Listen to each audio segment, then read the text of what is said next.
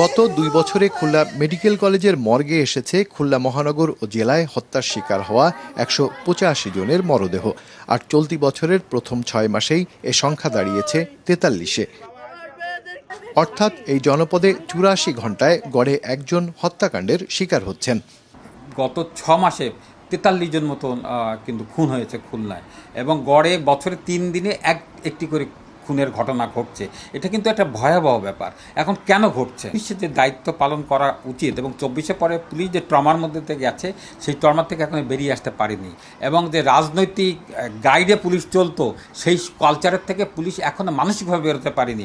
এখন তার অপেক্ষা আছে রাজনীতি, সরকার কি বলে কিংবা রাজনৈতিকভাবে কি নির্দেশ আছে।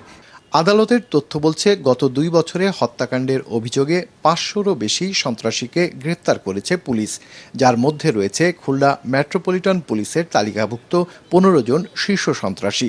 তবে তাদের অধিকাংশই এখন জামিনে মুক্ত।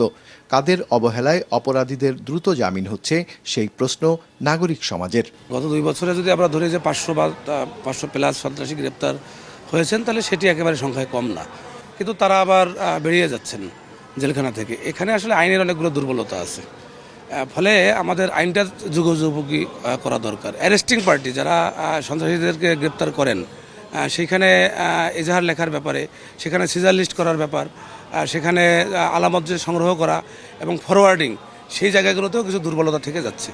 পুলিশের তালিকা অনুযায়ী বর্তমানে খুলনা মহানগর ও জেলায় 9টি সন্ত্রাসী গ্রুপ সক্রিয় রয়েছে। তাদের ধরতে নিয়মিত অভিযানের পাশাপাশি চলতি বছরের 2 জুন থেকে বিশেষ অভিযান শুরু করেছে পুলিশ। কিন্তু রাঘব বোয়ালরা এখনও রয়ে গেছে ধরাছোঁয়ার বাইরে।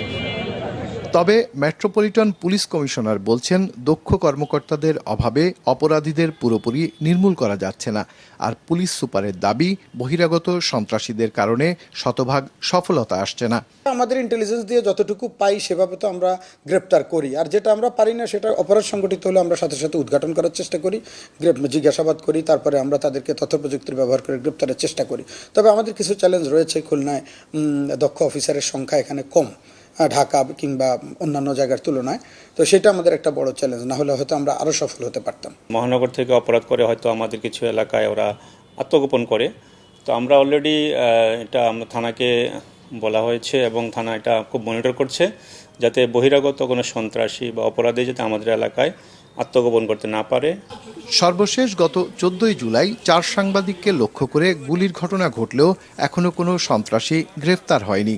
ফলে চরম আতঙ্কে দিন কাটাচ্ছে খুলনাবাসী। মোস্তফা জামাল, মাছরাঙা সংবাদ, খুলনা।